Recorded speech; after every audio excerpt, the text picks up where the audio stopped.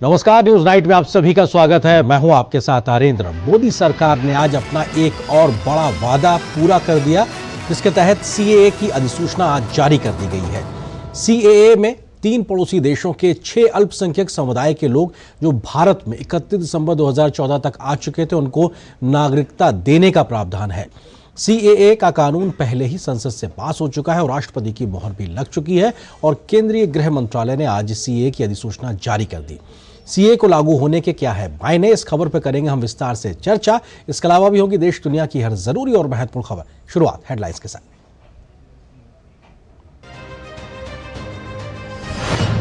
देश में लागू हुआ नागरिकता संशोधन अधिनियम। 3 पड़ोसी देशों पाकिस्तान, बांग्लादेश और अफगानिस्तान से भारत में आने वाले 6 धार्मिक अल्पसंख्यक शरणार्थियों को मिलेगी नागरिकता। दिसंबर 2014 से पहले भारत आने वाले हिंदू, सिख, बौद्ध, जैन, पारसी और शरणार्थियों को मिलेगी राहत।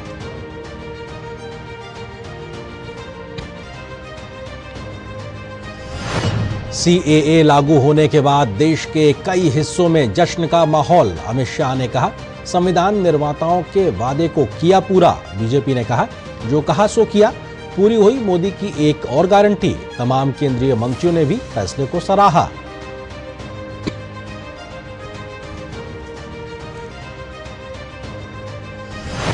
प्रधानमंत्री मोदी ने हरियाणा के गुरुग्राम से विभिन्न राज्यों के लिए करीब 1 लाख करोड़ रुपए की 112 राष्ट्रीय राजमार्ग परियोजनाओं का किया उद्घाटन और शिलान्यास।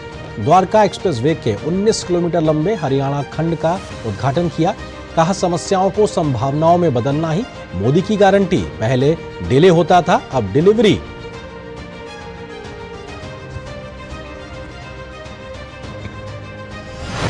प्रधानमंत्री मोदी ने सशक्त नारी विकसित भारत कार्यक्रम में आज लिया हिस्सा। 1000 नमो ड्रोन दीदियों को सौंपे ड्रोन। स्वयं सहायता समूहों को करीब 8000 करोड़ रुपए के बैंक ऋण का किया वितरण। कहा, ड्रोन दीदियां और लखपति दीदियां सफलता के नए अध्याय लिख रही।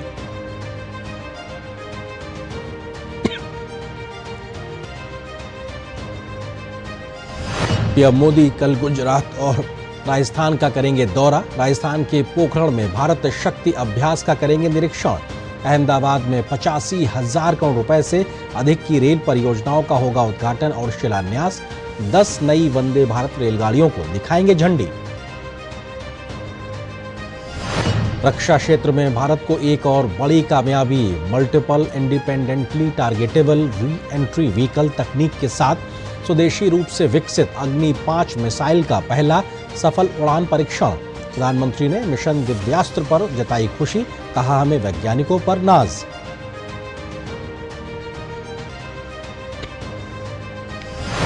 मध्य प्रदेश के धार स्थित भोजशाला मामले में मध्य प्रदेश हाई कोर्ट का बड़ा फैसला। भोजशाला के एएसआई सर्वे के दिए आदेश। हिंदू फ्रंट फॉर जस्टिस की अपील पर फैसले के बाद अब हो सकेगा मां सरस्वती मंदिर भोजशाला का वैज्ञानिक सर्वेक्षण।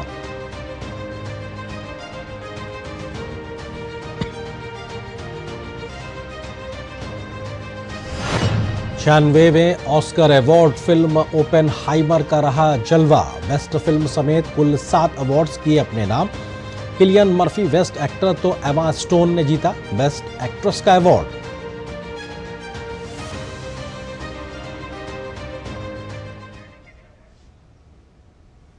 आप देख रहे थे अभी इस वक्त की सुर्खियां। खबरों पर डालते हैं विस्तार से नजर और शुरुआत इस वक्त की बड़ी खबर से। मोदी सरकार ने आज बड़ा फैसला लेते हुए नागरिकता संशोधन अधिनियम यानी सीएए की अधिसूचना को जारी कर दिया है। संसद से पहले ही सीएए पास हो चुका है तो राष्ट्रपति की मंजूरी भी इसको मिल चुकी है। आज नोटिफिकेशन जारी होने के बाद अब देश भर में सीएए लागू हो गया है। सीएए के तहत 3 पड़ोसी देशों पाकिस्तान, बांग्लादेश और अफगानिस्तान के 6 धार्मिक अल्पसंख्यकों हिंदू, सिख, बौद्ध, जैन, पारसी और ईसाइयों को नागरिकता देने का प्रावधान है, जो भारत में 31 दिसंबर 2014 से पहले आ चुके थे। क्या है सीएए के बड़े प्रावधान, देखिए इस खास रिपोर्ट में।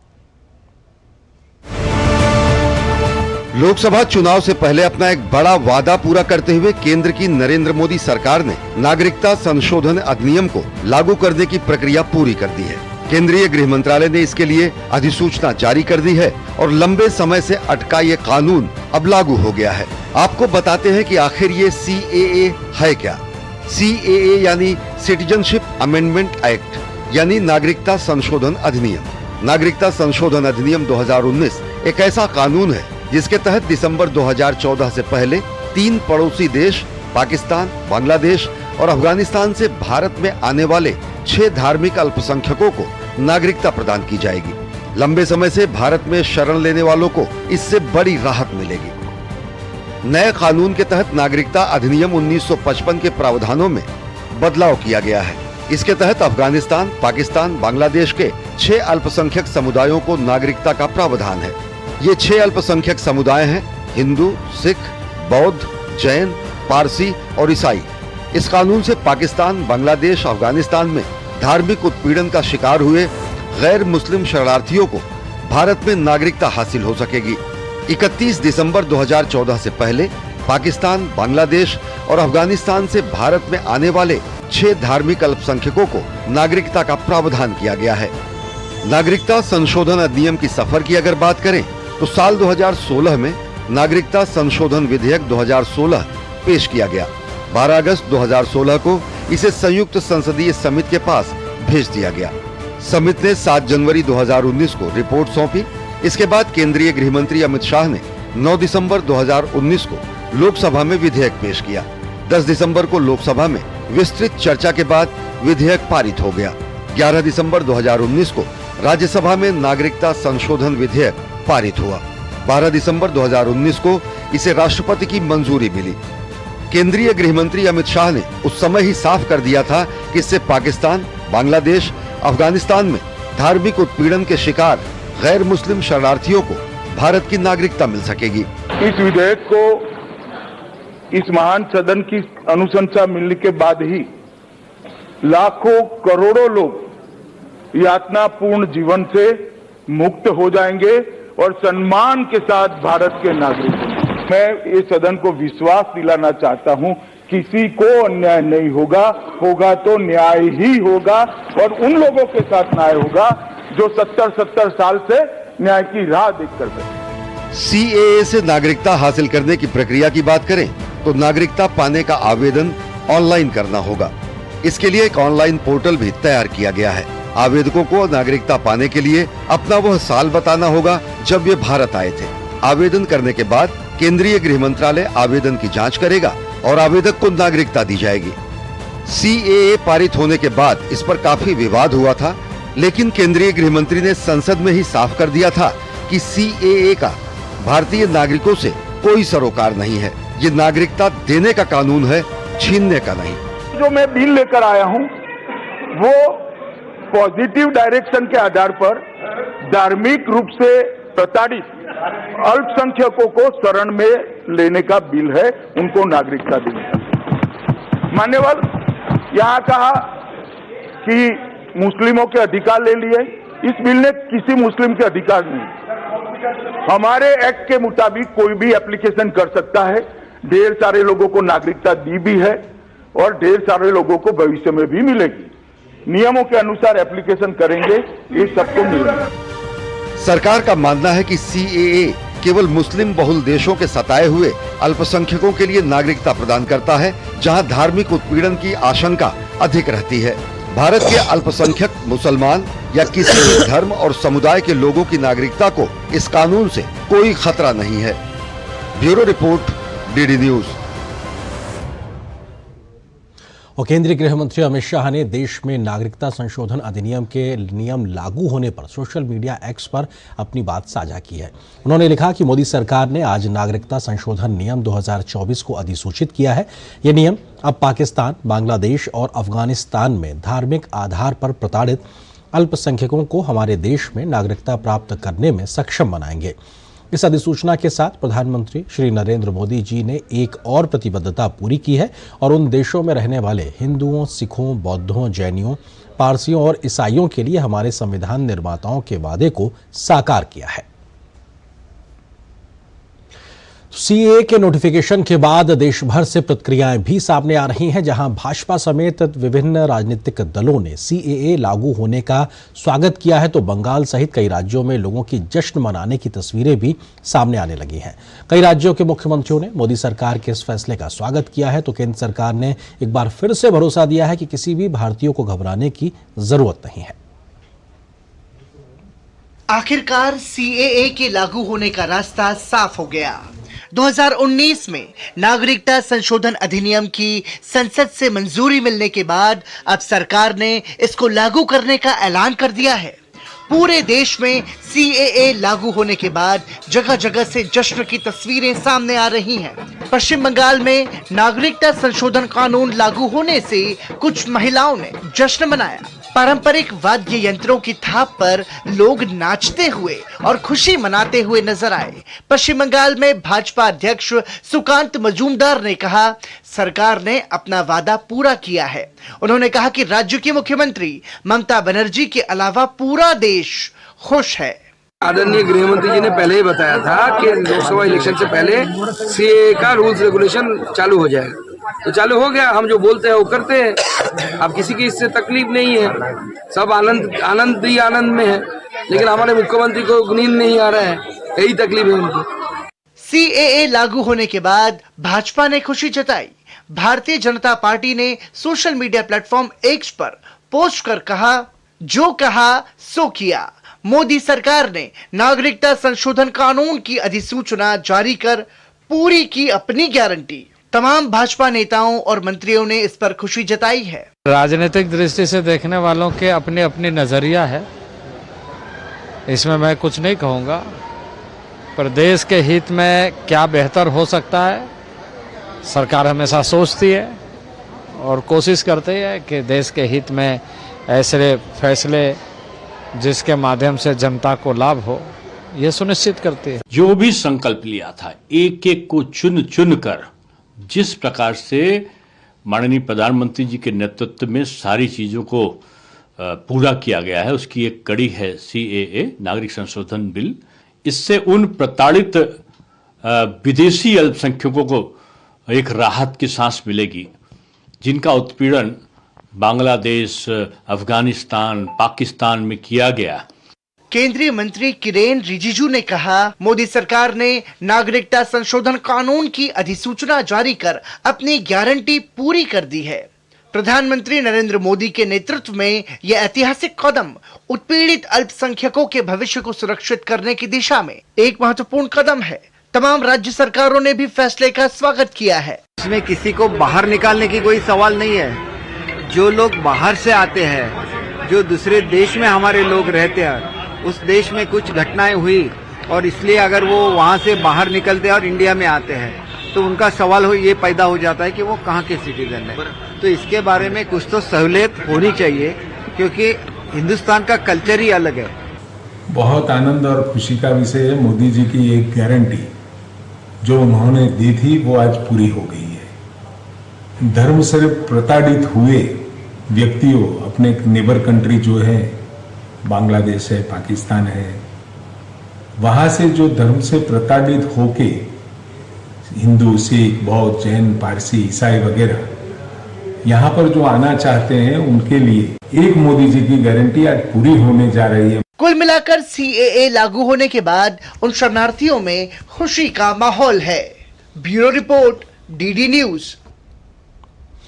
तो सीएए को लेकर एक लंबे समय से पूरी प्रक्रिया चली है, लेकिन इसको लेकर कई बार बीच में एक भ्रम पैदा होने की स्थिति आती थी और सरकार समय समय पर इसको स्पष्टता देती रही है। लेकिन कई सवाल है, उसका हम जिक्र करते हैं। एक अफवाह के तौर पर सीएए का उद्देश्य भारतीय मुसलमानों से उनकी नागरिकता छीनना है, जबकि सच्चाई यह है कि सीएए किसी भी धर्म में मौजूद भारतीय नागरिकों को प्रभावित नहीं करता। ये 2014 तक भारत में रह रहे प्रताड़ित अल्पसंख्यकों को, जो कि पड़ोसी देशों से संबंधित हो, उनकी नागरिकता संबंधित है, ना कि किसी व्यक्ति की नागरिकता छीनने को लेकर है। यानी कि ये नागरिकता देने का कानून है, ना कि छीनने का। एक अफवाह यह है कि सीएए भारतीय मुसलमानों को प्रभावित कर सकता है, जबकि सच ये है कि एक झूठ है और ये मुसलमानों सहित किसी भी धर्म के भारतीयों को प्रभावित नहीं करता है, क्योंकि इसमें इस प्रकार के प्रावधान नहीं है। इसलिए इसे भारतीय मुसलमानों के किसी भी तरह से प्रभावित होने का कोई सवाल ही नहीं उठता है। यानी कि कई प्रकार की अफवाहें या भ्रम फैलाने की कोशिश की जाती रही है, उससे बचने की जरूरत है। अफवाह यह भी है कि इन देशों से आए अवैध मुसलमानों शरणार्थियों को नागरिक संशोधन कानून के तहत डिपोर्ट किया जाएगा, जबकि सच ये है कि इस कानून के तहत किसी भी अवैध शरणार्थी को डिपोर्ट करने का प्रावधान है ही नहीं, जबकि अवैध शरणार्थियों के खिलाफ पुराने कानून के मुताबिक जो प्रक्रिया पहले से चली आ रही है वो प्रक्रिया अभी भी है और उसी के तहत काम किया जाता रहेगा। यह कानून उसको डील ही नहीं करता है। क्या नागरिकता संशोधन कानून भारतीय नागरिकों को प्रभावित करता है, यह सवाल उठता है। जवाब यह है कि नहीं। भारतीय नागरिकों को संविधान से मिले सभी अधिकार सुरक्षित है, इसका किसी भी अधिकार से कोई वास्ता नहीं है। किसी भी भारतीय नागरिक के अधिकारों से इसका कोई लेना देना नहीं है, क्योंकि यह अपने आप में एक अलग प्रकार के प्रावधानों से जुड़ा हुआ है। क्योंकि यह कई प्रकार के भ्रम या सवाल या अफवाह कहीं ना कहीं फैलते रहते हैं। सवाल यह भी है तो फिर नागरिकता कानून किस पर लागू होगा? इसका जवाब है कि पाकिस्तान, बांग्लादेश, अफगानिस्तान के धार्मिक प्रताड़ना के शिकार वहां के जो धार्मिक तौर पे जो अल्पसंख्यक समुदाय के लोग हैं, जिसमें हिंदू, सिख, जैन, बौद्ध, पारसी, ईसाई धर्म के लोग हैं, जो भारत में 31 दिसंबर 2014 तक आ चुके हैं, उन्हें नागरिकता का प्रावधान है। यानी कि यह नागरिकता देने का है, ना कि छीनने का। सवाल यह भी कि क्या पाकिस्तान, अफगानिस्तान और बांग्लादेश से मुस्लिम भारतीय नागरिक भारत जो हासिल कर चुके हैं कर सकते हैं, इसको लेकर सवाल है। तो उसका जवाब है पहले से पा चुके जो नागरिकता है उसका इससे कोई लेना देना नहीं है और इस प्रकार को कानून के तहत किसी भी अवैध शरणार्थी को डिपोर्ट करने का प्रावधान भी नहीं है। तो कई प्रकार के सवाल हैं जिसका जवाब सिलसिलेवार तरीके से दिया जाता रहा। क्या इन देशों से आए अवैध मुस्लिम शरणार्थियों को नागरिकता संशोधन कानून के तहत डिपोर्ट किया जाएगा? अवैध शरणार्थियों के खिलाफ पुराने कानून के मुताबिक ही काम होगा, क्योंकि इसमें उसके को लेकर कोई बात नहीं कही गई है। क्या नागरिकता संशोधन कानून भारतीय मुस्लिमों को नागरिकता अधिकार से बाहर कर देगा? जवाब है नागरिकता संशोधन कानून का किसी भी भारतीय नागरिक से कोई लेना देना नहीं है। क्या नागरिकता संशोधन कानून मुस्लिमों को नागरिकता अधिकार से बाहर कर देगा? जवाब यह है कि मुस्लिम समेत सभी भारतीय अपने संवैधानिक अधिकारों का आजादी से इस्तेमाल कर सकते हैं, उसका इससे कोई लेना देना नहीं है। क्योंकि एक लंबे समय तक भ्रम कहिए, अफवाह कहिए, कई प्रकार की गलतफहमियां कहिए, इसका एक सिलसिलेवार तरीके से देखा है, लेकिन सरकार ने हर चीज को स्पष्ट किया और आज नोटिफिकेशन जारी हुआ। इस पर हम चर्चा भी करेंगे। इसी से जुड़ा है हमारा विशेष भी, मोदी की एक और गारंटी पूरी, CAA हुआ लागू। यह अपने आप में बेहद महत्वपूर्ण है, क्योंकि किस तरीके से प्रधानमंत्री मोदी या उनकी एक तरीके से गारंटी पूरी हुई है और CAA को लागू किया गया। आज नोटिफिकेशन जारी हुआ है और इस विषय पे बात करने के लिए 3 खास मेहमान मेरे साथ मौजूद हैं। फिरोज अहमद वक्त साहब हैं, जाने माने मुस्लिम स्कॉलर हैं। इसके अलावा वरिष्ठ पत्रकार समीर चौगांवकर साहब हैं और संजय कुमार चड्ढा वकील हैं सुप्रीम कोर्ट के। आप तीनों का स्वागत है। फिरोज अहमद वक्त साहब, शुरुआत आपसे ही करना चाहेंगे, क्योंकि अब जब नोटिफिकेशन जारी हो गया है और बहुत लंबे समय से पब्लिक डोमेन में बहुत बहस हुई है, तर्क वितर्क सारी चीजें स्पष्ट हैं, आपको लगता है कि अब वो सारी बहस बंद हो जाएगी, नए सिरे से नई शुरुआत?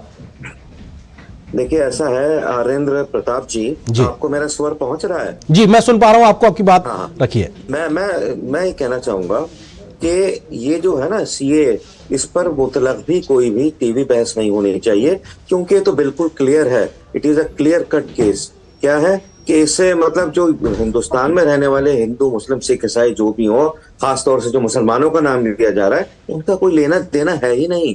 ये तो ऐसा बिल है कि जो बाहर, अभी आपने समझा दिया, मैं रिपीट नहीं करूंगा, मैं सिर्फ ये कहूंगा, जो ये लोग ओवैसी जैसे लोग जो ये बात कह रहे हैं, तौकीर रजा खान जैसे लोग ये बात कह रहे हैं, इसमें मुसलमानों को भी इंक्लूड किया। मैं बता दूं कि पाकिस्तान में या अफगानिस्तान में या इवन ईरान में कुछ ऐसे मुसलमान हैं जिनको आधा मुसलमान या मुसलमान नहीं समझा जाता, जैसे मेमन है, अहमदिया हैं, मेहदी हैं। तो उनको भी जो अगर वहां प्रताड़ित हो रहे हैं तो उनके लिए भी हिंदुस्तान के दरवाजे खुले हैं। हिंदुस्तान की छाती बहुत चौड़ी है। और आप ये समझिए कि ये जो वहां के, देखिए वहां जो अल्पसंख्यक रहते थे 22-23% थे आजादी के जब पार्टीशन हुआ था, अनफॉर्चुनेट पार्टीशन, अब 2-3% रह गए। बांग्लादेश में भी उतने ही है, 2.5% है। तो ये क्या हो रहा है, वो उनके साथ बहुत ज्यादा ज्यादतियां हो रही हैं। वो लोग वहां रहना नहीं चाहते। वो यहाँ पर, मैं मजनू का टीला गया, कुछ वहां पर प्रताड़ित जो थे वो हिंदू आए हुए थे, फ्रॉम अक्रॉस द बॉर्डर, चीन से आए हुए थे। बहुत बुरी उनकी हालत थी। उनको कुछ नहीं, मतलब वो संतरे बेच के ठेले पे बहुत खुश थे, लेकिन उनको ये बात, भले ही उनके केजरीवाल ने उनके बच्चों को स्कूल में एडमिशन नहीं दिया, लेकिन वो इस बात से खुश थे कि हम अपने मुल्क में, अपनी धरती पे।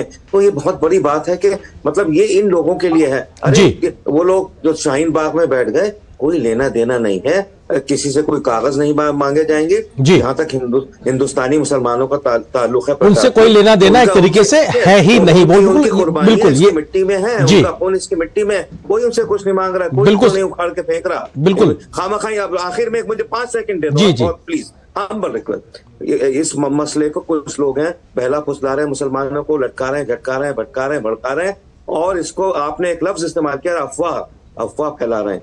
कोई लेना देना नहीं है। रमजान का मुबारक महीना है, मैं आप सबको मुबारकबाद देता हूं। इस पचड़े से बाहर निकलें और आगे बढ़ें। बिल्कुल, सारी चीजें पाक साफ तरीके से दिखाई पड़ रही हैं, स्पष्ट है, इसमें कोई शक शुबा की गुंजाइश नहीं है। संजय कुमार चड्ढा जी हमारे साथ में है, सुप्रीम कोर्ट के वकील हैं, कानून के जानकार हैं, संविधान को समझते हैं। संजय जी, आपको लगता है कि किसी भी प्रकार के सीए के प्रावधान में, और अब जब नोटिफिकेशन भी आ गया, उसमें कहीं कुछ इस बात की गुंजाइश ही नहीं है कि किसी भी धर्म के भारतीय के साथ, उसकी नागरिकता के साथ में उसको कोई भी उसके हक सीमित होते हो? देखिए, ये नागरिकता छीनने का या किसी भी प्रकार से आपके जो हक अख्तियार हैं, आपके जो हकूक हैं, हकूक का मतलब होता है आपके जो राइट्स हैं, उनको बिल्कुल भी डिस्टर्ब नहीं करना। हम, मेरे, आपके, बख्श साहब के, समीर साहब के, हम सबके अख्तियार, हमारे अधिकार सारे बड़े परिपक्व हैं, उनमें कोई छेड़ाखानी नहीं कर सकता। ये जो नया जो एक्ट है जो 2019 में पास हुआ था, और आज उसके रूल्स और उसका रूल्स बन के उसका नोटिफिकेशन हुआ है, ये सिर्फ और सिर्फ बात करता है प्रताड़ित ऐसे लोग जो पड़ोस के 3 मुल्कों में जिन्होंने जो प्रताड़ित किए गए हैं और 2014 से पहले वो भारत में आ गए हैं जी, उनका कोई नागरिकता ही नहीं है उनके पास। वो वापस जाना नहीं चाहते, वो भारत में रहना चाहते हैं। एक ह्यूमन राइट, इंसानी हकूक भी एक कोई चीज होती है, उसके तहत ही ये चीज उनको दी जाती है, और ये तो वैसे ही अधिकार है। अब एक चीज और, कुछ लोग कह रहे हैं बार बार, दो ऑब्जेक्शन जो हम बार बार सुनते हैं, और दो अफवाहें हम बार बार सुनते हैं, बहुत शॉर्ट में बताऊंगा। पहली ये कि ये मुसलमानों की कहीं सिटीजनशिप ना ले जाए। बिल्कुल नहीं है, ये सिटीजनशिप ले जाने का तो एक्ट है ही नहीं, ये तो सिटीजनशिप देने का एक्ट है। पहली चीज तो ये बहुत क्लियर आपके माध्यम से हर जनमानस को मैं बताना चाहता हूं। और दूसरी चीज, क्या कोई बाहर का मुसलमान इन 3 मुल्कों में, पाकिस्तान, अफगानिस्तान और बांग्लादेश, यहां का कोई मुस्लिम अगर भारत की नागरिकता लेना चाहे तो उसका प्रोसेस है, उसका प्रोसेस है। 5 तरीके से हमारा जो एक्ट है वो प्रोवाइड करता है कि by birth, bye decent, bye registration, naturalisation या इनकॉर्पोरेशन ऑफ टेरिटरी। ये 4-5 तरीके हैं जिनके जरिए एक नागरिकता ली जा सकती है। और इसके तो रजिस्ट्रेशन करवा के, हमने कई सारे ऐसे इंसिडेंसेस हैं जहां पे मुस्लिम्स को भी यहाँ की बाहर के मुस्लिम यानी कि पाकिस्तान के मुसलमान एक नागरिकता उनको दी गई है, उसके प्रावधान भी हमारी व्यवस्थाओं में मौजूद है। समीर चौगांवकर साहब वरिष्ठ पत्रकार हमारे साथ मौजूद है। समीर जी, आपको लगता है कि प्रधानमंत्री मोदी या कहा जाए बीजेपी की एक और गारंटी उन्होंने पूरी की है, बड़े फैसले लेने से चूकते नहीं है और उसका एक उन्होंने तय किया है तो वो फैसला लेते हैं, ये भी कम से कम नोटिफिकेशन जारी होने के बाद एक बार फिर से दिखाई पड़ रहा है? समीर जी, देखिए, आज जो नोटिफिकेशन जारी हुआ ये बताता है कि प्रधानमंत्री नरेंद्र मोदी जिस दिन शपथ ग्रहण लिया था 2014 में, तब से लेकर अब तक लगातार देश के हित में निर्णय लेते जा रहे हैं, और वो इस बात की चिंता नहीं करते कि चुनाव आने वाले हैं या चुनाव निकल गए हैं, मैं सत्ता में लौटूंगा या नहीं लौटूंगा। उन्हें अपना काम करना है, वो अपना काम लगातार करते जाते हैं, और मुझे लग रहा है कि यही प्रधानमंत्री मोदी की लोकप्रियता का सबसे बड़ा कारण है। देखिए क्या हुआ था, जनता को किस तरीके से गुमराह किया जाता है। आपको पता है शाहीन बाग का कितना बड़ा आंदोलन चला था, कैसे एक वर्ग को इस बात के लिए मतलब अफवाह फैलाई गई थी कि ये लागू होने से आपकी नागरिकता चली जाएगी, आपको अपने कागजात दिखाने पड़ेंगे, जबकि प्रधानमंत्री मोदी कह चुके हैं। और अमित शाह का 10 दिसंबर 2019 को जो लोकसभा में भाषण हुआ था इस बिल के पास करते समय, जब बिल टेबल पे आया था, अमित शाह जी ने जो भाषण दिया था देश के गृह मंत्री ने, मुझे लगता है वो भाषण देश के हर उस नागरिक को सुनना चाहिए जिससे लगता है कि यह एक्ट उनके खिलाफ जा रहा है या मुसलमानों के खिलाफ है। कितने विस्तृत और कितनी सरल भाषा में अमित शाह ने उस भाषण के माध्यम से समझाया था कि यह किसी की भी नागरिकता लेने वाला बिल नहीं है, यह नागरिकता देने वाला बिल है। वो 3 देशों से जो प्रताड़ित धार्मिक लोग हैं, अगर वो भारत में आते हैं 31 दिसंबर 2014 के पहले, तो उन्हें भारत सरकार नियम के तहत नागरिकता देगी, वो अप्लाई कर सकते हैं। तो मुझे ऐसा लगता है कि इतना स्पष्ट सरकार ने विभिन्न माध्यमों से बताया, प्रधानमंत्री मोदी ने बताया, गृह मंत्री ने बताया, भाजपा के प्रवक्ताओं ने बताया, सरकार की सारी इसने बताया, उसके बाद भी मुझे लग रहा है कि एक ऐसा वर्ग है समाज के अंदर जो मुसलमानों के बीच ये बताकर कि यह सरकार आपके खिलाफ है, उनके वोट बैंक को और आकर्षित करना चाहती है। और ममता बनर्जी जो लगातार इसका विरोध कर रही है, उसको सिर्फ और सिर्फ अपने वोट बैंक की चिंता है, और वो उस मुस्लिम वोट बैंक को ये बताना चाहती है कि भारतीय जनता पार्टी आपको इस देश से निकालना चाहती है। मुझे ऐसा लग रहा है कि अब मुस्लिम समाज भी इस बात को जानता है कि प्रधानमंत्री मोदी सबका साथ, सबका विकास, सबका विश्वास के साथ आगे बढ़ रहा है। बिल्कुल, समय थोड़ा सीमित है और फिरोज अहमद, वक्त एक संक्षेप में आपसे समझना चाहूंगा, आपको लगता है कि 10 वर्षों का सबका विश्वास की जो एक कह सकते हैं पूरी परिपाटी मोदी सरकार के द्वारा रखी गई, आपको लगता है कि एक विश्वास बहाली का एक बड़ा माहौल पैदा हुआ है और गलतफहमियों की गुंजाइश अब बचती नहीं है? नहीं, आप बिल्कुल सही फरमा रहे हैं। हमारे जो दोनों दोस्त हैं, कपूर साहब और चौहान साहब, उन्होंने बहुत सही फरमाया। देखिए, जो 10 साल का वक्त है ना, लोगों ने पता नहीं क्या क्या अफवाहें फैलाई थी, ये होगा वो होगा, पर लोगों ने देख लिया कि सबका विकास हुआ है, सबको विश्वास मिला है। और मैं ये भी कहना चाहूंगा, मोदी जी ना मेरे कोई दोस्त है, ना मैं किसी पार्टी या संगठन से जुड़ा हूं, लेकिन दुनिया जानती है जिस तरीके से वहां यूक्रेन में इन्होंने न्यूक्लियर वॉर का घटना उसको रोका, साथ ही साथ हिंदुस्तान में जो 10 साल में काम किया, एक ऐसा वजीर आजम है ये जिसने 10 साल में, ये समझिए कि सिर्फ 2-3 घंटे ये शख्स होता है, एक दिन भी ऐसा नहीं है जो काम नहीं किया हो। तो मैं समझता हूं कि मोदी जी जैसा दमदार, दिलदार, जानदार, शानदार, वफादार, कामदार, सेवादार एंड अबव ऑल ईमानदार वजीर आजम अब तक तो आया नहीं है, और इनके बाद में मुझे नहीं लगता कोई आ पाएगा। बिल्कुल संजय जी, आपको लगता है, जी मैं आता हूं आपके पास। संजय जी, आपको लगता है कि हमारा संविधान मूलभूत तौर पे इतना मजबूत, सशक्त है और एक आम शहरी को इतना मजबूत बनाता है कि इस प्रकार से दिक्कतें पैदा हो उसकी गुंजाइश होती नहीं है, और इन प्रावधानों में तो कहीं कुछ ऐसा लिखा ही नहीं है? छोटा सा जवाब। मैं आपके माध्यम से ये बहुत स्पष्ट शब्दों में कहना चाहता हूं, किसी के पास ये ताकत नहीं है कि किसी को डिस्टर्ब कर सके। हमारा संविधान, बिल्कुल सही कहा आपने, वो इतना सशक्त है, इतना मजबूत है कि किसी व्यक्ति, कोई भी, अगर इस तरीके का कोई कानून होता तो क्या हमारी सुप्रीम कोर्ट उसको ठहरने देगी? आप बिल्कुल को ये जानना चाहिए, हम rule of law, checks and balances से गवर्न होते हैं, इसलिए ये लॉ बिल्कुल जायज, सही है, और किसी भी प्रकार से किसी व्यक्ति की नागरिकता लेने का तो कोई प्रावधान इसमें है ही नहीं। संजमीर जी, बिल्कुल, बहुत वक्त खत्म हो रहा है, एक छोटा सा जवाब, क्योंकि इसके राजनीतिक नफे नुकसान और कई प्रकार की टाइमिंग को लेकर जो बात की जा रही है, आपको लगता है कि ये सब बेमानी है? क्योंकि ये होना था, लागू होना था, ये तय था। लागू तो ये 10 दिसंबर 2019 को लोकसभा से और 11 दिसंबर 2019 को राज्यसभा से पास हो चुका था। 2 दिन बाद 12 दिसंबर को राष्ट्रपति के हस्ताक्षर से कानून बन चुका था। क्योंकि एक समाज के वर्ग के अंदर उसके बाद जो कोविड आ गया था, उसके बाद जो स्थिति उत्पन्न हुई, और बाद में जो समाज का एक वर्ग को भड़काया गया, उसको अफवाह दिया गया, उसको बताया गया कि आपके खिलाफ है, तो सरकार ने उस समय इससे अधिसूचना इसकी जारी नहीं गई थी। अब केंद्र सरकार को यह बात पता है कि देश का मुसलमान इस बात को जानता है कि मोदी सरकार ने जितने उस समाज के लिए किया है, 70 साल में कोई सरकार उसके लिए काम नहीं कर सकी है। और अब प्रधानमंत्री मोदी ने लाकर ये बता दिया है कि वो सबका साथ, सबका विकास, सबका विश्वास चाहते हैं, लेकिन अभी भी समाज में ऐसे वर्ग है जो इसका गलत इंटरप्रिटेशन करेंगे, मुसलमान समाज को भड़काने की कोशिश करेंगे। मेरे आपके माध्यम से पूरे देश के मुसलमानों से अपील है कि किसी के बहकावे में ना आए, भाईचारे से रहे। ये सबके हित में है, ये आपके हित में आ रहा है, ये देश के हित में आ रहा है, और ये सब हम लोगों का भारत देश है। इसे बेहद खूबसूरत और 2047 तक विकसित भारत बनाना है। बिल्कुल, सब मिलकर विकसित भारत बनाएंगे। बिल्कुल, बहकावे और अफवाहों से बचने की जरूरत है, सच्चाई को समझिए और उस आधार पर फैसला लीजिए। बहुत बहुत शुक्रिया आप तीनों मेहमानों का हमारे साथ जुड़ने के लिए, इस विषय पर विस्तार से बात करने के लिए। फिलहाल एक छोटे से ब्रेक का वक्त हो गया, बहुत जल्द हाजिर होते हैं। साल, बरस और सदी नहीं, एक युग गुजर जाएगा, उम्र न पूछो वंडर की, जब फर्क नजर आएगा। वंडर सीमेंट, फर्क नजर आएगा। चुलबुलापन जिसकी हर बात में भूल जाए, मेरी जैसी मेरी अपनी पताका चाय, गजब का स्वाद। मैं क्या जी, सब जानते हैं, जहां दिखे मारियो, अपना समझ के खा लियो। अगर छोले बने तो गोल्डी गोल्डी छोले मसाले, जहाँ जाए रिश्ते बनाए। जहाँ जाए रिश्ते बनाए, गोल्डी मसाले।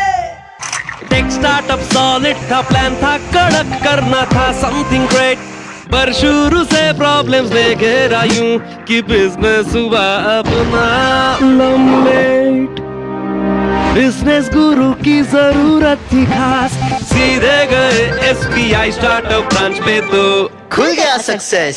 Startup advisory and support SBI startup branch पे। मोदी सरकार की गारंटी, हर घर पहुंचेगा नल से जल। अब तक 14 करोड़ से अधिक नल कनेक्शन। हमारा संकल्प विकसित भारत।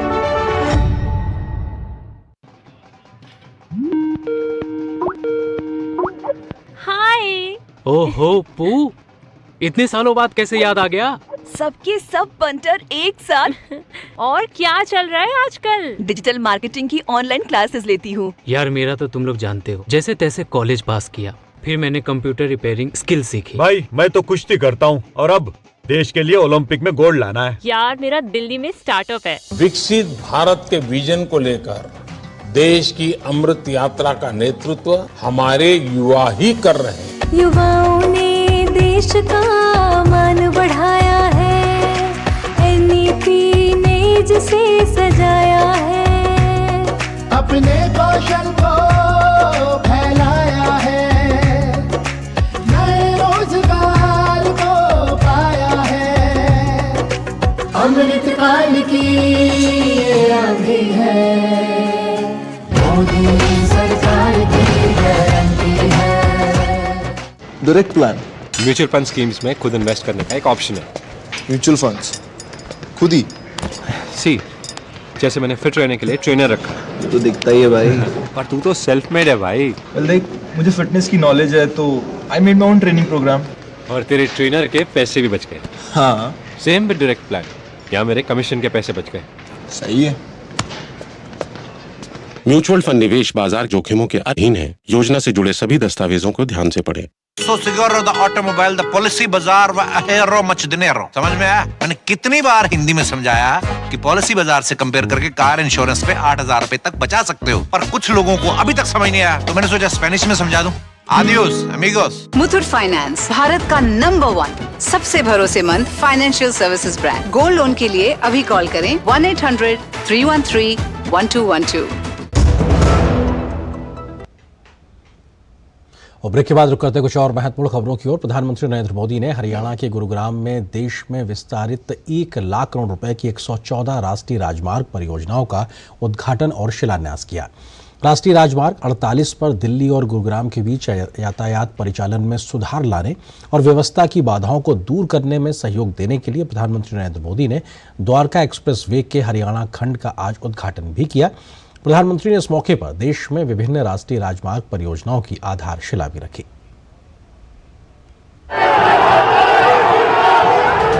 दिल्ली से गुरुग्राम जाने में अब नहीं लगेगा जाम। 8 लेन एक्सप्रेसवे से जीवन हुआ आसान। शहरी क्षेत्र में पहली बार ऐसा एक्सप्रेसवे बना है जो कि एलिवेटेड है। 8 लेन वाला ये नवनिर्मित एक्सप्रेसवे 19 किलोमीटर लंबा है। प्रधानमंत्री नरेंद्र मोदी ने गुरुग्राम तक एक्सप्रेसवे से सफर किया। दिल्ली गुरुग्राम बॉर्डर से ही लोगों ने जगह जगह प्रधानमंत्री का अभिवादन किया।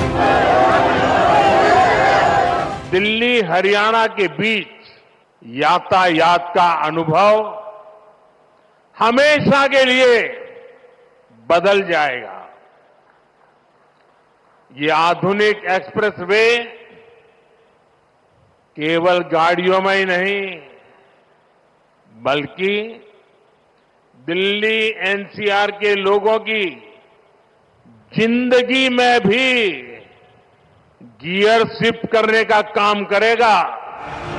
दिल्ली NCR में बेहतर कनेक्टिविटी के लिहाज से द्वारका एक्सप्रेसवे बड़ी पहल है। प्रधानमंत्री ने बताया कि लोगों की समस्याओं का समाधान करना और समय से प्रोजेक्ट पूरा करना ही मोदी की गारंटी है। उन्होंने बताया कि कैसे बीते 10 साल के दौरान पेरिफेरल वे का काम पूरा हुआ है, मेट्रो रेल का विस्तार हुआ है। प्रधानमंत्री ने कहा कि इंफ्रा का लगातार होता निर्माण विकसित भारत और आर्थिक प्रगति की पहचान है, लेकिन विपक्षी दल हैं कि उन्हें विकास कार्यों से भी दिक्कत है और इनका चरित्र नेगेटिविटी का बन चुका है। देश में लाखों करोड़ रुपए के इन विकास कार्यों से सबसे ज्यादा दिक्कत अगर किसी को है तो वो है कांग्रेस और उसके गमंडिया गठबंधन। उनको समझ ही नहीं आ रहा है क्या इतनी तेजी से काम भी हो सकते हैं क्या। और इसलिए अब विकास के मुद्दों पर चर्चा करने की उनकी ताकत बची रही है। और इसलिए वो लोग कह रहे हैं कि मोदी चुनाव की वजह से लाखों करोड़ रुपयों के काम कर रहा है। 10 वर्षों में देश इतना बदल गया, लेकिन कांग्रेस और उसके दोस्तों का चश्मा नहीं बदला है। इनके चश्मे का नंबर अभी भी वही है, ऑल नेगेटिव। गुरुग्राम में आयोजित कार्यक्रम के दौरान प्रधानमंत्री ने कर्नाटक, पंजाब, राजस्थान, बिहार, उत्तर प्रदेश सहित देश के कुल 16 राज्यों के लिए 114 सड़क परियोजनाओं का शिलान्यास या लोकार्पण किया। इन सभी परियोजनाओं की कुल लागत 1 लाख करोड़ रुपए की थी। प्रधानमंत्री ने दोहराया कि देश में सही नियत के साथ दिन रात मेहनत कर भावी पीढ़ी के लिए भविष्य का निर्माण किया जा रहा है और यही 2047 तक विकसित भारत के संकल्प को पूरा करेगा। अभिषेक सिंह के साथ ब्यूरो रिपोर्ट, डीडी न्यूज। और यहाँ पर एक और छोटे से ब्रेक के लिए रुकते हैं।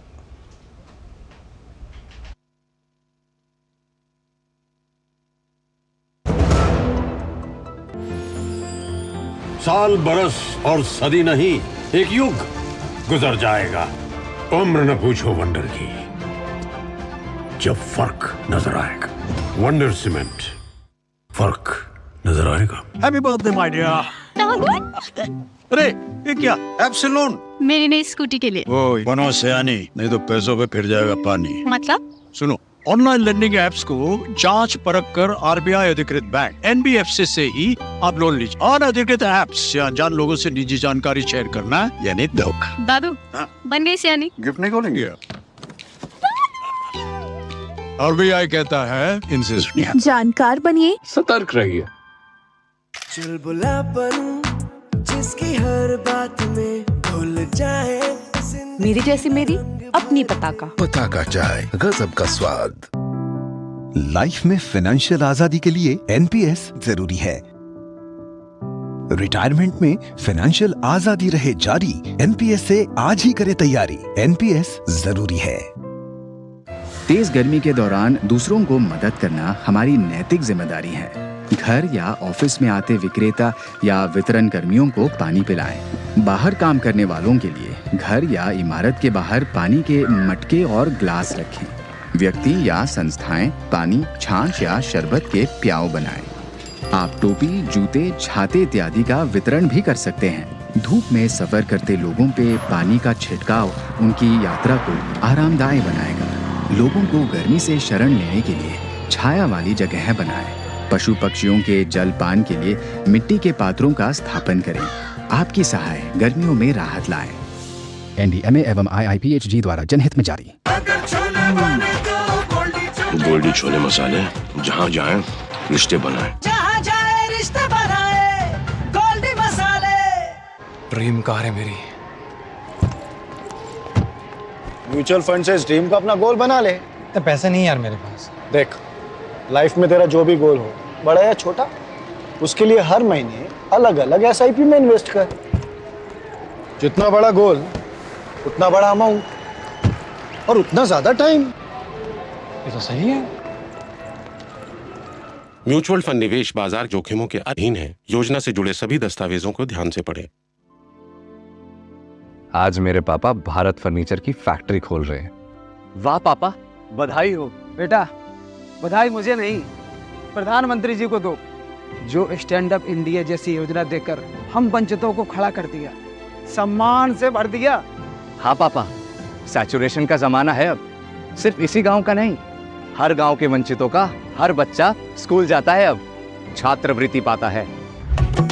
डीबीटी ने अन्याय से बचाया है, शोषित को सम्मान दिलाया है।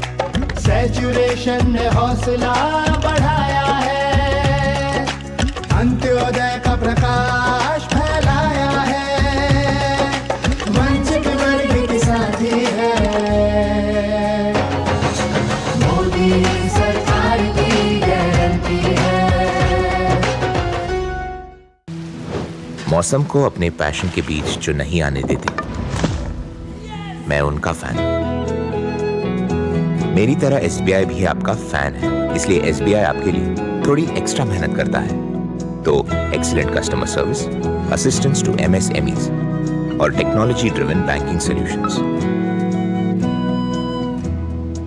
घर छोड़ दूं, SBI बदल रहा है क्योंकि हम एक बदलते देश के फैन हैं। SBI, देश का फैन। प्रधानमंत्री नरेंद्र मोदी आज नई दिल्ली के पूसा में भारतीय कृषि अनुसंधान संस्थान में सशक्त नारी विकसित भारत कार्यक्रम में शामिल हुए। कार्यक्रम के दौरान प्रधानमंत्री ने 1094 महिलाओं को ड्रोन प्रदान किए और ड्रोन दीदी के कार्यक्रम को और आगे बढ़ाया। नारी शक्ति के आर्थिक सशक्तिकरण और वित्तीय स्वायत्तता को बढ़ावा देने के लिए प्रधानमंत्री ने स्वयं सहायता समूहों को रियायती ब्याज दर पर लगभग 8,000 करोड़ रुपए के बैंक ऋण वितरित किए। इसके अलावा 2,000 करोड़ रुपए की पूंजी सहायता निधि भी वितरित की गई।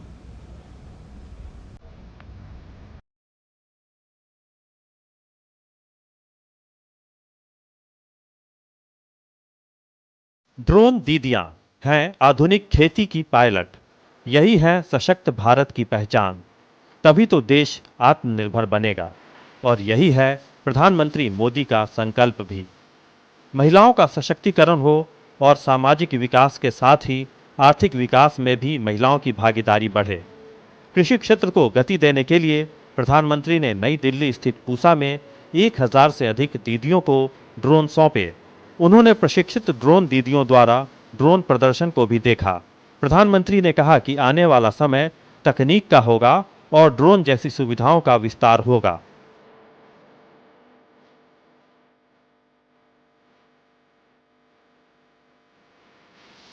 भारत की कृषि को नई दिशा देने वाली ड्रोन टेक्नोलॉजी की पहली पायलट ये मेरी बेटियां हैं, मेरी बहनें हैं। हमारी बहनें देश को सिखाएगी कि ड्रोन से आधुनिक खेती कैसे होती है। मेरा विश्वास है देश की नारी शक्ति भारत की तकनीकी क्रांति का नेतृत्व दे सकती है। आज हम स्पेस सेक्टर में देखते हैं, IT सेक्टर में देखते हैं, विज्ञान के क्षेत्र में देखते हैं कैसे भारत की महिलाएं अपना परचम लहरा रही है। प्रधानमंत्री ने कहा कि बीते 10 साल में केंद्र सरकार की योजनाएं और संवेदनाएं ईमानदारी से नारी सशक्तिकरण के लिए रही हैं। तभी 3 करोड़ लखपति दीदी बनाने के लक्ष्य की ओर तेजी से कदम बढ़ाए गए हैं। उन्होंने पूर्ववर्ती कांग्रेस सरकारों को आड़े हाथ लिया और आरोप लगाए कि कांग्रेस सरकारों ने महिला सशक्तिकरण के नाम पर सिर्फ खाना पूर्ति की। कोई भी समाज हो, वो नारी शक्ति की गरिमा बढ़ाते हुए उनके लिए नए अवसर बनाते हुए ही आगे बढ़ सकता है। लेकिन दुर्भाग्य से देश में पहले जो सरकारें रही, उनके लिए आप सभी महिलाओं का जीवन, आपकी मुश्किलें कभी प्राथमिकताएं नहीं रही और आपको आपके नसीब पर छोड़ दिया। मेरा अनुभव यह है कि अगर हमारी माताओं बहनों को थोड़ा अगर अवसर मिल जाए, थोड़ा उनको सहारा मिल जाए, तो फिर उनको सहारे की जरूरत नहीं रहती है, वे खुद लोगों का सहारा बन जाती है। बीते 10 साल में शौचालय यानी इज्जत घर, उज्ज्वला योजना यानी धुआं मुक्त जीवन, हर घर नल से जल, बैंक खाते खोलना, महिलाओं के नाम पर PM आवास का आवंटन सही मायनों में महिला सशक्तिकरण की ओर उठाए गए बड़े कदम हैं। प्रधानमंत्री ने कहा कि महिलाओं के अधिकारों और उनकी सुविधाओं के लिए वे इतने संवेदनशील हैं कि लाल किले से सभी मुद्दों को उठाया है। इसी कड़ी में प्रधानमंत्री नमो ड्रोन दीदी का शुभारंभ किया। इस ऐतिहासिक अवसर पर देश भर में 10 अलग अलग स्थानों से नमो ड्रोन दीदियों ने एक साथ ड्रोन प्रदर्शन में हिस्सा लिया। कार्यक्रम के दौरान प्रधानमंत्री ने लखपति दीदियों को भी सम्मानित किया। प्रधानमंत्री ने दोहराया कि माताओं बहनों का आसान होता जीवन और उनका सशक्तिकरण देश के संकल्प को ऊंचा बनाएगा। अनुज यादव के साथ ब्यूरो रिपोर्ट, डीडी न्यूज। और दिल्ली के पूसा में आज जो प्रधानमंत्री का ये कार्यक्रम हुआ उसमें मौजूद 2 ड्रोन दीदी इस वक्त हमारे साथ हमारे स्टूडियो में मौजूद हैं। गायत्री जी हैं आंध्र प्रदेश से, इसके अलावा शालू रानी जी हैं जो कि हरियाणा से हैं। आप दोनों का स्वागत है। गायत्री जी, पहला आपसे ही समझना चाहेंगे कि ड्रोन दीदी बनने के बाद क्या कुछ बदला है आपकी जिंदगी में आर्थिक तरक्की को लेकर, और कैसे अब आपको आसपास के लोग आपको देखते हैं? जी सर, मेरा नाम गायत्री है। मैं आंध्र प्रदेश से श्रीकाकुलम डिस्ट्रिक्ट से छोटे से गांव से आई हूँ। हम एक किसान के परिवार से आता हूँ। खेती करना कितने मुश्किल है हमको पता है। इसकी वजह से मैं ये टेक्नोलॉजी के उपयोग मैं खेती में करके उनको हेल्प करना चाहती हूँ। इससे किसानों का समय, खाद और कुल लागत भी कम होगा। इससे उत्पादन भी बढ़ेगा और लाभ भी ज़्यादा होगा। इससे पोल्यूशन भी कम होगा और इस जैसे टेक्नोलॉजी आज की ज़रूरत भी है। इससे हमारा भारत के आर्थिक व्यवस्था में बढ़ने में भी सहायक भी सिद्ध होगा सर। जी सर। जी शालू जी, क्योंकि आपका अनुभव कैसा रहा और कैसे आप ड्रोन दीदी बनी और उस दीदी बनने के बाद में क्या बदलाव आया है? नमस्कार सर, मेरा नाम शालू रानी है। मैं हरियाणा राज्य के पलवल जिले के एक बड़ौली गांव से हूं। सर, मुझे नमो ड्रोन दीदी योजना के बारे में भारत विकसित यात्रा में क्रिफ्को के हमारे कुछ मेंबर्स थे, उनके द्वारा मुझे पता चला। उन्होंने मेरा फॉर्म भरा। फिर हमारी ट्रेनिंग ड्रोन डेस्टिनेशन मानेसर में हुई। वहाँ हमारा 10 दिन का ट्रेनिंग था सर। उसका अनुभव हमें बहुत अच्छा रहा। उसके बाद हमें 2 दिन का ट्रेनिंग KR मंगलम यूनिवर्सिटी में दिया गया सर। वो भी हमारा बहुत अच्छा रहा और क्रिफ्को के लोगों ने हमारा बहुत ज़्यादा मदद किया इसमें। और सर, अभी जो मतलब ड्रोन दीदी हमारी जो मोदी जी ने समाज में एक नई पहचान दी है हमें ड्रोन दीदी के माध्यम से, इससे नारी सशक्त होगी सर। इससे हमारी भी आमदनी होगी और किसान भाइयों को भी फायदा होगा। जहां किसान भाई 2 घंटे में 1 एकड़ का स्प्रे करते थे, वो भी ये काम 7 मिनट में कर पाएंगे। बिल्कुल, तकनीक का फायदा भी होगा और आप महिलाओं का सशक्तिकरण भी कहीं ना कहीं हो रहा है। बिल्कुल, किसान भाइयों का उत्पादन भी बढ़ेगा सर। बिल्कुल, बहुत बहुत शुक्रिया आप दोनों का, गायत्री जी आपका, शालू जी आपका हमारे साथ जुड़ने के लिए, क्योंकि वक्त कम है लेकिन आपके हिस्से की कहानियां बहुत है। कभी फिर से विस्तार से इस बारे में चर्चा भी करेंगे। फिलहाल एक छोटे से ब्रेक के लिए रुकते हैं।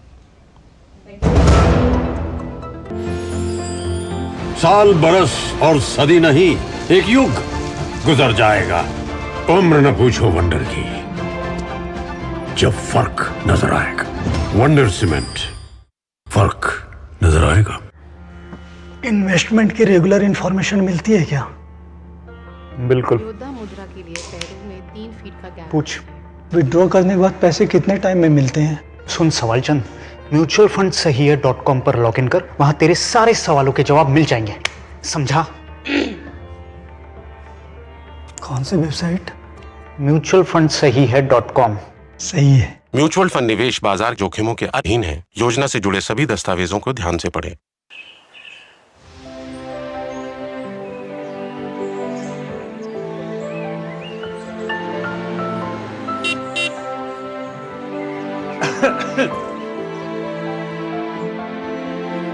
आयुष्मान भव। आयुष्मान भव। आयुष्मान भव। दादा दादी हमें आशीर्वाद देते हैं, आयुष्मान भव कहते हैं। लेकिन दादा दादी को आयुष्मान कौन कहता है? हाँ, मोदी जी। आयुष्मान भारत कार्ड देकर किसी का घुटनों का, किसी की आंखों का ऑपरेशन कराकर 5 लाख का मुफ्त इलाज कराकर दादा दादी मजबूत तो परिवार मजबूत। Thank you Modi ji. आयुष्मान भारत, स्वस्थ भारत, मोदी सरकार की गारंटी।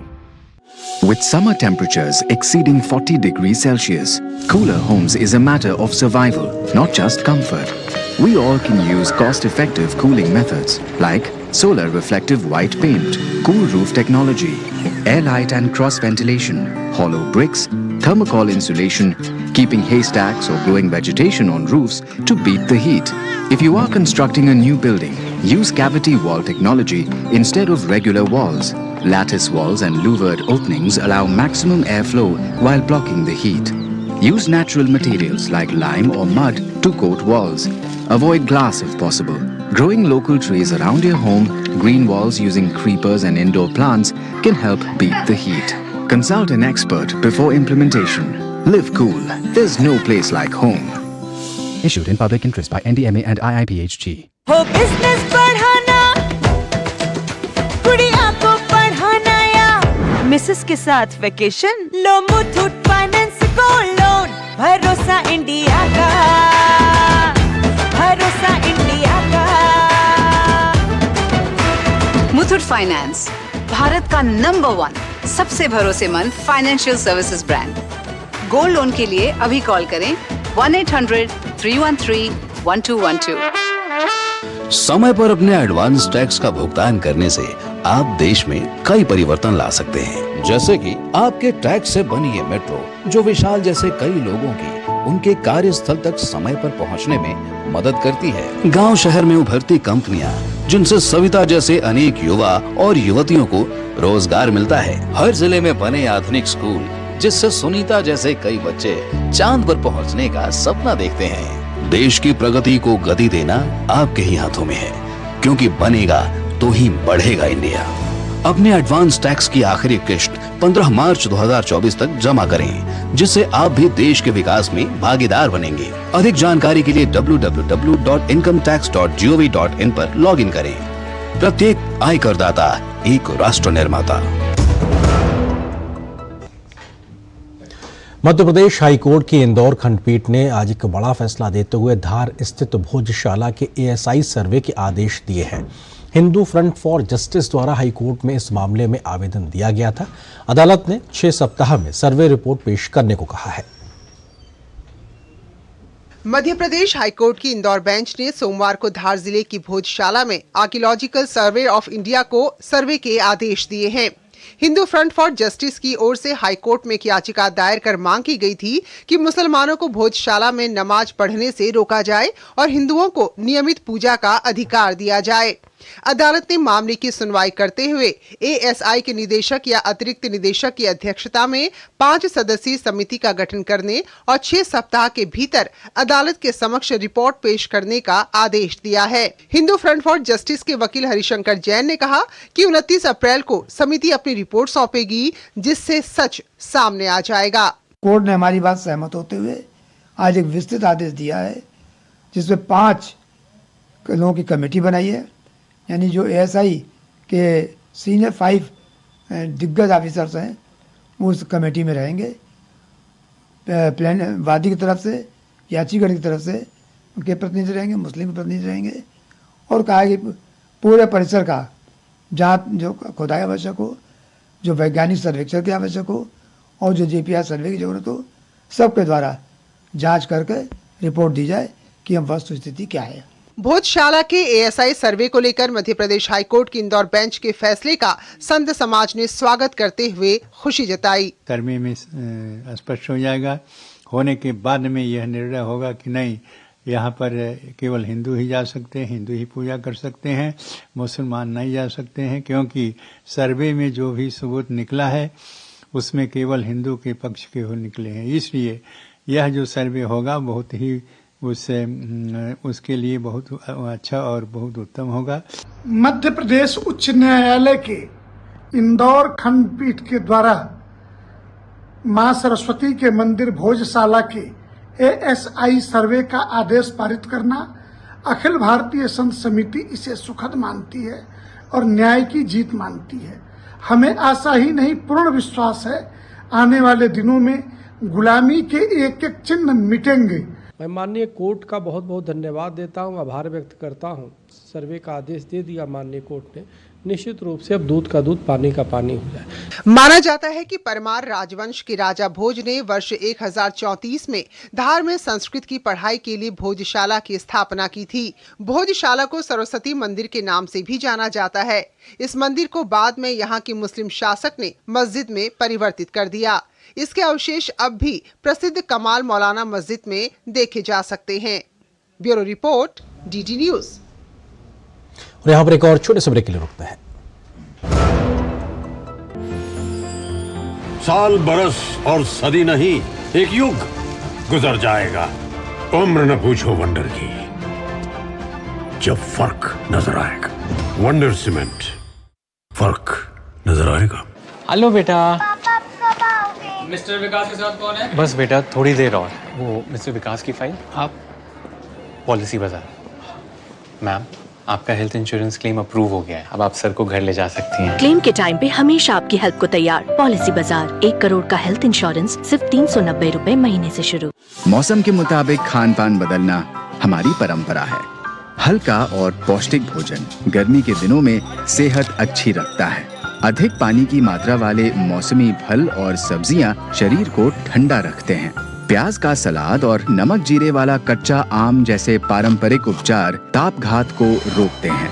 ताकत देने वाले प्राकृतिक तरल जैसे ORS, नारियल पानी, नींबू पानी, छाछ, आम पन्ना, मूंग का पानी पिएं। शराब, चाय, कॉफी और सॉफ्ट ड्रिंक टालें। अत्यधिक नमक, मसाले, तला हुआ और उच्च प्रोटीन वाला भोजन टालें। बासी खाना न खाएं। मांसाहारी लोग तले या लाल मांस की जगह भुना हुआ मांस खाएं। अच्छा खाएं, स्वस्थ रहें, सुरक्षित रहें। NDMA एवं IIPHG द्वारा जनहित में जारी। मोदी सरकार की गारंटी, सबका अपने पक्के घर का सपना होगा पूरा। 4 करोड़ पक्के घरों का निर्माण, हमारा संकल्प विकसित भारत।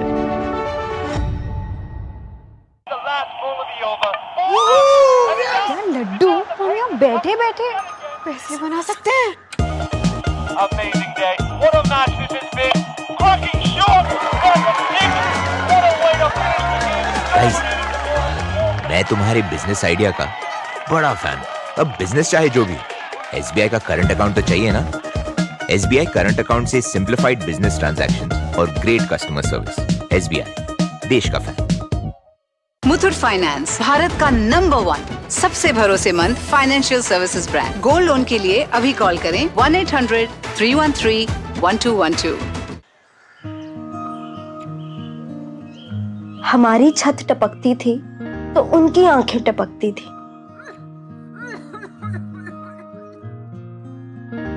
हमारी दवा खाली होती थी तो उनकी नींद उड़ जाती थी।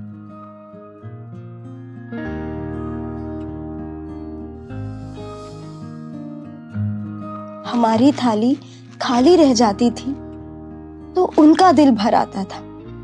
ऐसा है मेरा परिवार, पक्की छत, सस्ती दवा और मुफ्त राशन, सब चिंताएं बांटती। इसीलिए हर माँ को लगता है हर बार। आज देश की करोड़ों माताएं बहनें, यही मोदी का परिवार है। मेरा भारत, मेरा परिवार।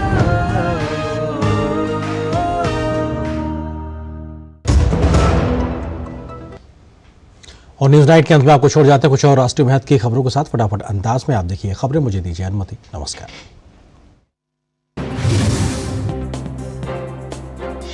केंद्रीय गृह एवं सहकारिता मंत्री अमित शाह ने दिल्ली के 41 गांवों में PNG सुविधा एवं 178 गांवों में विभिन्न विकास कार्यों का शुभारंभ किया। द्वारका के यशोभूमि में आयोजित कार्यक्रम में अलग अलग गांव के लोगों से भी वीडियो कॉन्फ्रेंसिंग के माध्यम से अमित शाह ने बात की। कार्यक्रम को संबोधित करते हुए अमित शाह ने कहा कि प्रधानमंत्री नरेंद्र मोदी ने इन 10 सालों में देश में एक नई संस्कृति की शुरुआत की। राष्ट्रीय अभिलेखागार के 134वें स्थापना दिवस के अवसर पर केंद्रीय संस्कृति राज्य मंत्री अर्जुन राम मेघवाल ने नई दिल्ली में सुभाष अभिनंदन डिजिटल प्रदर्शनी का उद्घाटन किया।